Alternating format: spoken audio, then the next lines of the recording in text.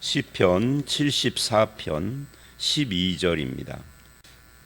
이 시편 74편은 어제 말씀과 오늘 말씀이 합해서 무너진 성전 앞에서 하나님 앞에 기도하는 그런 내용인데 1절부터 11절은 자신들이 당한 상황에 대해서 이야기하는 그런 내용입니다. 그래서 전체적으로 1절부터 11절은 어찌하여라고 하는 표현이 여러 번 반복이 되면서 탄식을 하는 거죠. 이 어찌하여라는 것은 질문이기도 하지만 탄식입니다. 그래서 그런 탄식, 특히 이 성전의 영광이 사라진 곳에서 원수가 성소를 모독하는 그런 악을 행하는 것을 보면서 어찌하여 하며 탄식을 하는 그런 내용들이 쭉 이어지고 있습니다. 그러고 이제 오늘 말씀으로 온 거예요. 이 오늘 말씀은 완전히 반전이 돼서 주님은 누구신가 하는 것으로 시작을 합니다. 이 12절서부터 17절까지 있죠. 그리고 18절로 마지막 절은 기도하는 겁니다. 기억하십시오. 잊지 말아 주십시오. 일어나십시오 하고 기도하는 거예요. 그런데 주님은 누구신가 하고 이제 자신들의 상황에서부터 하나님께로 시선을 돌리면서 12절에 뭐라고 이야기를 하느냐면 하나님은 예로부터 그래요. 지금만이 아니라 예로부터 우리가 고난을 당하는 것 그때도 그렇고 그 전에도 그렇고 항상 하나님은 그런 뜻이죠. 예로부터 나의 왕이시라. 사람에게 구원을 베푸셨. 이게 자기들의 상황과 처지가 어려워졌다고 그래서 하나님을 부정하고 하나님께 원망하고 불신에 빠지는 사람들이 참 많은데 이 시인은 아삽은 그렇지 않은 거죠.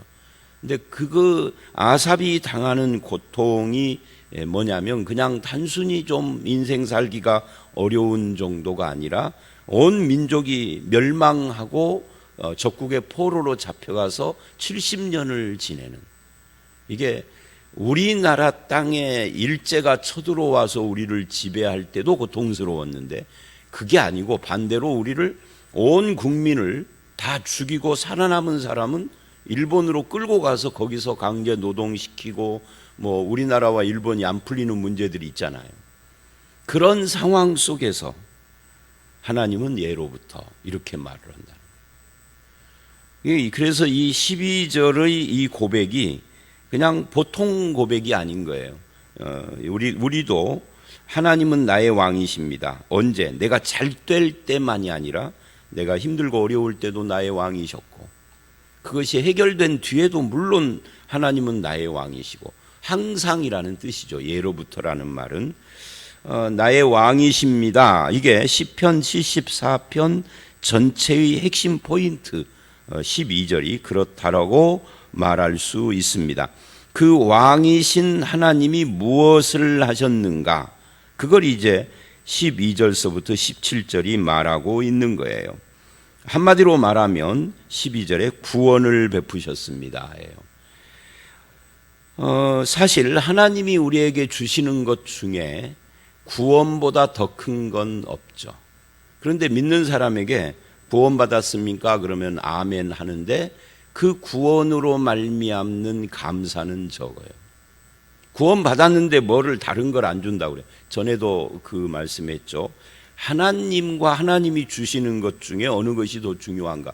우리는 당연히 하나님이 더 중요하다라고 해야 하는데 말은 그렇게 해놓고 실제로는 하나님이 주신 것 때문에 하나님에 대한 나의 태도가 흔들려요.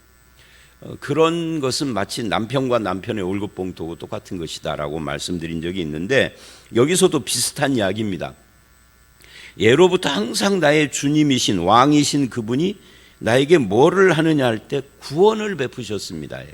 이 구원보다 더 중요한 것은, 더 큰 것은 없다 하는 것을 말하고 있는 거죠.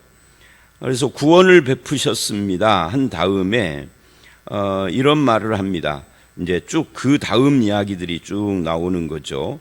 하나님은 능력의 하나님이시다. 구원을 베푸신 그 하나님이 어떤 능력의 하나님이신가를 13절로 17절이 쭉 이야기를 하는데, 이 13절로 17절은 한마디로 이야기를 하면 하나님의 창조 역사에 대한 묘사입니다. 그러니까 구원과 창조, 이 둘은 동떨어진 것이 아닌 거예요. 그 창조, 우주 만물을 없는 무에서 유를 창조하시고, 또 우주의 질서를 잡으시고 우주에 필요한 것들을 채워 넣으신 그 하나님이 나를 구원하신 분입니다. 그래서 창조와 구원은 서로 매치가 되어 있는 것이지 동떨어져 있는 것이 아닌데, 그 창조의 하나님이 뭐를 했느냐면 13절, 주의 능력으로 바다를 나누시고 물 가운데 용들의 머리를 깨뜨리셨으며, 그래요. 이 바다를 나누셨다, 창세기 1장에 나오는 말이죠. 바다를 나누시고 거기서 그 묻이 드러나도록, 땅이 그렇게 이제 온 지구를 물이 덮고 있었잖아요, 창세기 1장을 보면. 근데 그것을 한 군데로 모으고 육지가 드러나게 하고, 이런 것을 지금 이렇게 표현을 합니다. 또 용의 머리를 깨뜨렸다, 이렇게 말을 하는데, 이 용이라는 말과 14절에 리워야단이라는 말이 나와요. 리워야단은 악어라고 그렇게 번역이 되기도 하고, 여러 가지 그런 의미들을 포함하고 있는데, 말하자면 이제 바다에 힘센 어떤 괴물 같은 그런 존재. 그러니까 13절에 용하고 14절에 리워야단은 두 개의 존재라기보다도 비슷한 그런 존재들을 말하는데, 그 고대 세계의 사람들은 바다에 그런 괴물이 살고 있다라고 생각을 했는데, 그 바다에 괴물이 살고 있어도 하나님이 창조의 능력으로 바다를 나누실 때 그 괴물들도 하나님 앞에서 꼼짝을 못한다, 이런 표현을 하고 있는 거죠. 그러니까 하나님의 능력을 말하려고 지금 이런 표현을 하는 겁니다. 머리를 부수시고 그것을 사막에 사는 자에게 음식물로 주셨으며. 여러분, 이 시편을 읽을 때 우리가 주의해야 할 것이 있어요. 그건 뭐냐면, 시편은 역사 기록도 아니고 서신도 아닙니다. 시편은 뭐죠? 시예요, 시. 시이기 때문에 예를 들면 시에서 올라갈 때 못 봤던 꽃을 내려올 때 봤다, 이런 표현을 할 때 또 이름을 불러줄 때 꽃이 되었다라든지 이런 표현을 할 때 실제로 꽃 앞에 가서 꽃 이름을 불러주면 그때 꽃이 되는 것은 아닌 거잖아요. 그러니까 사실에 대한 묘사가 아닙니다. 시적 표현인 거죠. 그러니까 시편도 마찬가지예요. 시편이 시편인 것은 표현들이 시적으로 돼 있다는 것을 의미하는 겁니다. 잠언은요, 잠언은 그야말로 교훈으로 되어 있는 거고요. 욥기 같은 것은 지혜 문서라고 합니다. 그러니까 욥기도 읽을 때 우리가 그 표현을 이게 지혜 문학이다 하는 의식을 가지고 읽어야 하는. 서신은 그건 편지인 거죠, 편지. 그래서 편지를 받는 사람과 보내는 사람 사이의 어떤 일이 있는 거고 관계가 있는 거고 편지를 쓰는 목적이 있죠. 누가복음 같은 것은 뭐라고 그래요? 누가가 예수 그리스도에 대하여 사실을 다 조사해서 기록했다. 그러니까 그건 역사인 거죠. 역사는 역사로 읽고 서신은 편지로 읽어야 해요. 그런 거고 똑같아요. 열왕기 상하도 역사잖아요. 근데 역사를 읽을 때 시처럼 읽으면 안 되죠. 근데 이런 것이 또 있어요. 역사로 되어 있는데, 사도행전도 역사죠. 근데 역사로 되어 있는데 그 역사 기록을 하다가 스데반의 설교가 나와요. 이건 역사가 아니라 설교문인 거죠. 그래서 읽는 것이 이걸 이제 장르라고 하는데, 장르 따라서 읽어야지 그냥 읽으면 안 돼. 시편을 읽으면서 지혜서처럼 읽거나 역사서처럼 읽으면 안 되는 거죠. 그러니까 이 표현들이 전부 다 그런 시적인 표현들이에요. 실제로 바다에 있는 어떤 괴물을 잡아다가 사막에다가 그걸 쪼개서 사막에 있는 사람들에게 음식으로 준 적이 있느냐, 그런 이야기가 아닌 거죠. 그런 역사적 사실이 있는 것이 아니라 시적 표현이라니까요. 그러니까 하나님의 능력을 이야기를 할 때 고대 세계의 사람들이 두려워하는 바다에 있다는 괴물, 실제로 리워야단이나 용들이 바다에 있느냐? 그거는 아닌 거죠. 용들 하면 어떤 사람들은 사탄 이야기하는데, 사탄이라고 할 때는 단수로 쓰지만 여기는 용들이에요. 실제로 바다에 용들이 있었느냐 하면 그런 이야기가 아니라 사람들이 두려워하는 것, 그런 것에 대하여 하나님의 능력이 얼마나 큰가를 보여주고 있는 표현이다라는 그런 말입니다. 또 15절, 주께서 바위를 쪼개어 큰 물을 내시며 주께서 늘 흐르는 강들을 마르게 하셨나이다. 하나님께서 언제 이 바위를 쪼개어 물을 냈다 그러면 출애굽기에서 그런 사건이 있었던 것을 우리가 아는데, 언제 흐르는 강들을 마르게 하셨나이? 이 흐르는 강들을 마르게 했다라는 것은 우리가 바다를 마르게 했다 하면은 홍해인데, 흐르는 강 그러면 요단물이잖아요. 근데 그러면 이게 요단강을 마르고 그 이스라엘이 거기를 건너게 한 것을 말하는 것인가, 아니면 그냥 시적인 은유적인 표현인가 알 수는 없어요. 이렇게도 해석이 되고 저렇게도 해석이 되는데, 여기서 말하려고 하는 것은 바다든 강이든 하나님의 능력 앞에서는 하나님께서 하고자 하시는 대로 되어지는 것이다를 말하고 있는 거예요. 이게 하나님의 능력이라는 거죠.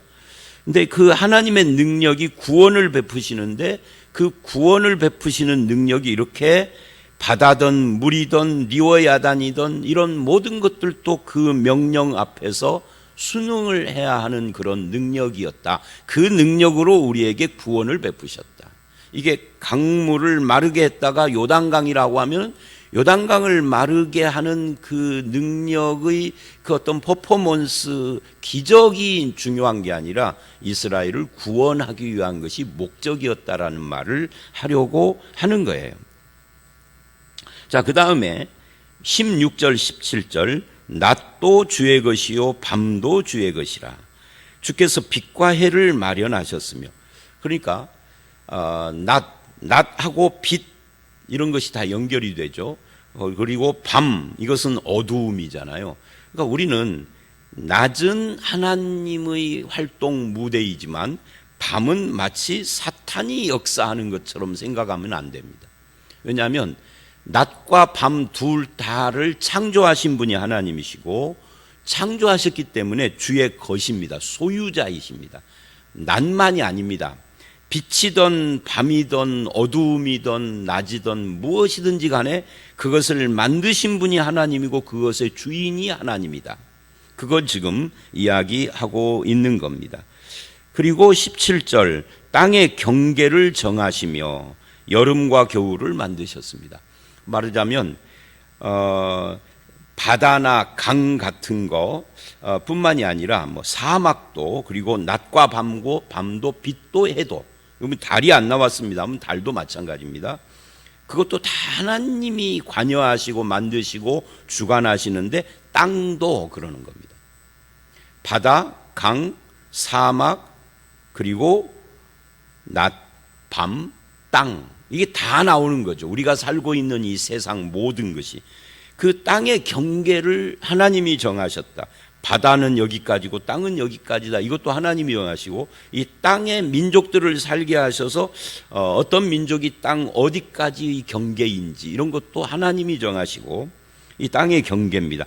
여름, 겨울, 사계절인 거죠. 계절도 하나님이 만드셨다. 창조의 하나님을 말하고 있는 겁니다. 그 세상을 창조하는 엄청난 그 능력, 이것이 우리를 구원하는 능력이었고, 그래서 그분이 12절 예로부터 나의 왕이십니다. 이 12절을 말하기 위하여서 13절로 17절이 12절을 서포트한 거예요. 그러니까 그 나의 왕이 그런 창조의 하나님이시고 세상 만물을 주관하시는데, 그분이 나를 사랑하여 나를 구원하시고 세상이 내 것이다 한 그분이 나를 당신의 백성으로 자녀로 신부로 삼아주셨다. 그런데 우리는 그런 하나님을 또는 그 하나님이 베푸는 구원을 하찮게 여기면 안 되는 거죠. 그러니까 세상 만물을 창조하신 분이 나 한 사람을 위하여 십자가를 지셨어요.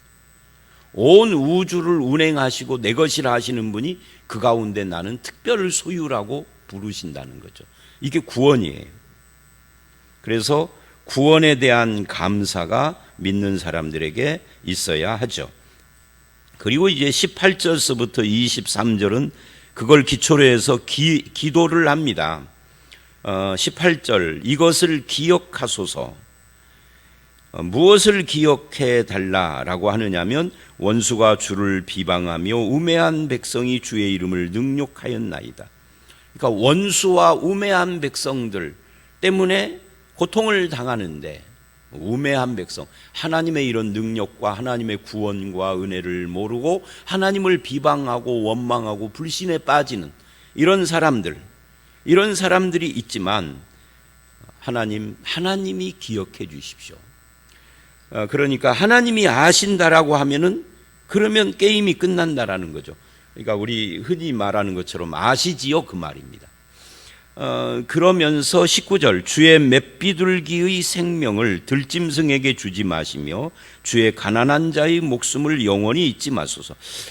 이 시편이나 잠언이나 이런 히브리어의 문법 중에 하나가 뭐냐면 같은 문장 안에서는 같은 뜻을 가진 단어를 쓰되 이게 같은 단어를 쓰지 않는다는 원칙이 있어요. 이게 무슨 말이냐면 예를 들어서 사랑이라는 단어를 쓸 때 앞에 사랑이라는 단어가 나왔으면 문장의 뒷부분에는 사랑이라는 단어를 쓰지 않고 다른 단어를 써서 이야기를 한다. 근데 이 뒤에 단어와 앞에 단어는 같은 뜻이다 그 말이에요. 이게 이제 히브리어의 아주 중요한 그런 표현법인데 여기서도 마찬가지입니다. 주의 맷비둘기의 생명, 이게 주의 맷비둘기가 뭐냐라고 할 때 이게 주의 가난한 자의 목숨입니다. 그러니까 주의 맷비둘기는 성도인 거죠. 이 성도는 가난한 자이고요. 그런데 왜 맷비둘기냐면 가난한 자이기 때문에 힘없는 자이기도 해요. 그런데 그 힘없고 가난한 자가 주의 것입니다. 이게 중요한 거죠. 나에게는 힘이 없지만, 나에게는 물질도 없어 가난하지만 주님의 것이기 때문에 내 생명도 주님의 것이고 내 목숨도 주님의 것이니까 이것을 들짐승, 실제 들짐승을 말하는 것이 아닙니다. 하나님의 백성들을 해치는 자들을 들짐승이라고 그러고, 어제 말씀 1절로 11절에 의하면은 하나님의 백성들이 포로로 잡혀가고 뭐 성전이 무너지고 하는 그런 과정 중에 원수들을 그렇게 들짐승이라고 하는 거죠. 그러니까 주님의 맷비둘기 같은 이 힘없는 백성의 생명을 그런 들짐승들에게 주지 마십시오.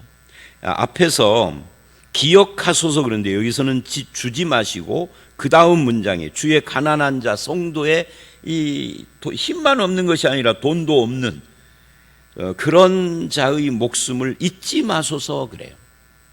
계속해서 요청을 하고 있다 하는 것을 알 수 있습니다.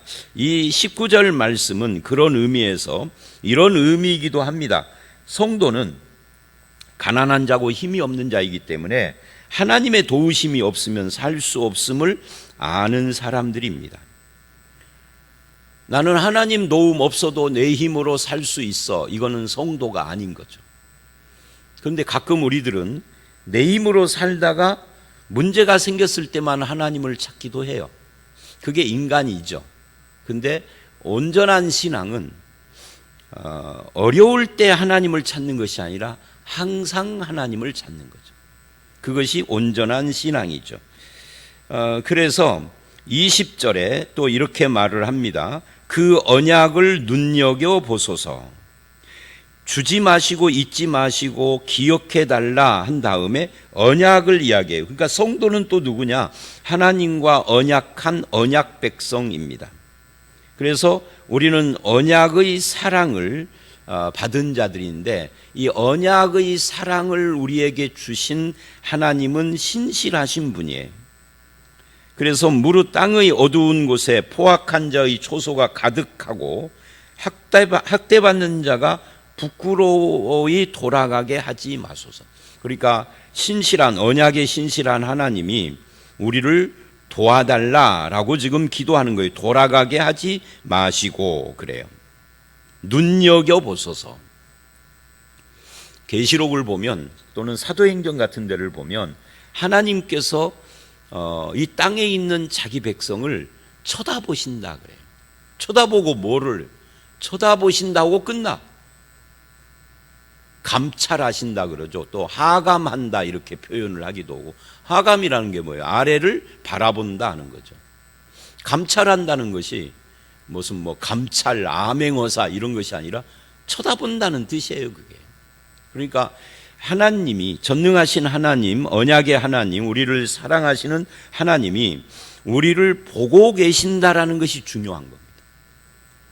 보고만 계시면 안 되잖아요. 뭔가를 해 주셔야 되잖아요. 우리는 그래요. 근데 나를 보고 계시는 하나님이 무엇을 하시든 아무것도 안 하시든 보고 계시기 때문에 거기에서부터 이제 하나님의 역사는 이미 있는 거죠. 내가 원하는 대로 뭘 안 하더라도. 그래서 이 세상에서 억울한 일을 당한 사람도 하나님이 그걸 다 아시기 때문에 계시록을 보면, 그래서 신원해 달라라고, 죽은 이 세상에서 억울하게 죽은 순교자의 영혼들이 신원해 달라고 그러는데 하나님이 내가 다 안다, 좀 기다려라 그래요. 기다려라. 언제까지? 하나님의 그 계획, 섭리가 진행이 되고 있는데 그것이 끝날 때까지예요. 그게 어떤 사람에게는 1000년이 될 수 있고 2000년이 될 수도 있어요. 로마 시대에 순교당한 사람은 거의 2000년 가까운 세월이 지금 흘러가고 있잖아요. 하나님께서 계시록에서 기다려라, 때가 되면 그래요. 그러니까 다시 여기 와서 이게 눈여겨 봐달라, 그리고 부끄럽게 돌아가게 해달라. 저 학대자들을 학대받은 자가 부끄럽게 돌아가지 않게 해달라, 이렇게 간구를 합니다. 그리고 21절 중반에 가난한 자와 궁핍한 자, 아까 우리가 말했던 19절하고 연결되죠. 주의 이름을 찬송하게 하소서. 그러니까 이런 상황 속에서도 계속 무엇인가를 구하는데, 다시 정리를 하면 기억하소서, 뭐 들짐승에게 주지 마소서, 잊지 마소서, 눈여겨보소서, 돌아가게 하지 마시고 찬송하게 하소서 그래요. 22절 하나님이여 일어나 주의 언통함을 푸시고 우매한 자가 종일 주를 비방하는 것을 기억하소서. 기억해달라는 이야기를 또 해요. 기억한다, 눈여겨본다, 잊지 않는다 는 이야기들을 계속하고요. 23절에 또 잊지 마소서, 항상 저들 죽게 항거하는 자들의 떠드는 소리가 죽게 항상 상달되나이다. 하나님은 비방하는 자들의 소리도 다 듣고 있음을 내가 믿습니다. 그런 뜻이에요. 자, 이런 왕이신 하나님, 왕이라는 말 12절, 이 왕이라는 말은 통치자라는 뜻이에요. 하나님이 세상을 통치하시는데 이것을 인정하는 것이 신앙이고, 그것을 인정하고 기도하는 것이 성도의 삶의 모습이죠. 그러나 우리는 내가 잘 될 때, 편안할 때는 하나님이 나의 왕인데 하나님이 통치한다 그래요. 할렐루야. 하나님이 통치하시는군요. 근데 내가 어려우면은 하나님의 통치를 부정해버려요. 하나님이 계신다면 어찌 이래버려요. 근데 그런 말을 하는 것이 망령되게 일컫는 것 중에 하나입니다. 그렇게 하지 않고 항상 이 시인처럼 어려운 가운데 있어도 하나님 앞에 기도를 하되 왕이신 하나님이라는 것, 통치하신다라는 걸 잊지 않아야 합니다. 이 한국 교회 성도들 중에 하나는 또 이런 풍토가 있어요. 신앙을 가진 사람은 자신감이 넘치고 뭐든지 할 수 있다라고 그렇게 해야 하는 것이 신자인 것처럼, 근데 성경을 보면 지금 오늘 이 말씀도 기도하는 아삽이 뭔가 자신에 넘쳐서 내가 뭔가를 할 수 있다, 이렇게 기도하는 것이 아니에요. 하나님께서 기억해 주십시오. 하나님께서 일어나십시오. 하나님께서 눈여겨보십시오라고 하지 내가 뭐를 할 수 있다를 말하는 게 아니에요. 그래서 하나님을 향해서도 그분을 왕으로 대접하기보다 내가 하나님을 코치해요. 그리고 내 기도를 잘 안 들어주는 것 같으면 노조가 파업을 하듯이 하나님 앞에 파업해요. 그런 신앙은 성경이 말하는 바른 신앙의 모습이 아닙니다. 고난을 당하는 사람이라 할지라도 하나님이 기억해달라고 기도하는 것이지 내가 할 수 있다는 이야기를 하지 않습니다. 베드로는 할 수 있다 장담했지만 결국은 할 수 없었죠. 그래서 바울도 그런 말을 하죠. 내가 연약할 때 강하신, 그러니까 내가 연약할 때 내가 강해진다 이 말이 아니라 내가 연약할 때 강하신 하나님입니다. 근데 내가 강해지면 상대적으로 하나님은 할 일이 없으신 거죠. 아니, 안 하시는 거죠. 그래서 성도는 자기의 처지가 어떤 상황이든지 항상 나의 왕은 하나님이시다. 그분이 나에게 구원을 베푸시고 그분이 나를 기억하고 눈여겨보시고 그분이 나를 잊지 않으셨다 하는 것을 붙잡아야 한다 하는 것을 이 본문을 통해서 알 수가 있습니다. 여러분은 여러분의 삶에서 하나님을 누구라고 부르십니까? 나의 왕, 내 인생을 통치하고 온 세상 만물을 통치하시는 분입니다. 그분이 나에게 구원을 베푸셨습니다. 그분의 능력을 가지고 구원을 베푸시고 구원받은 자의 삶을 보고 계시며 기억하십니다 라고 고백을 하는, 또 그렇게 간구하는 그런 삶을 살아가는 저와 여러분들이 되시기를 주의 이름으로 축원합니다. 함께 기도하겠습니다.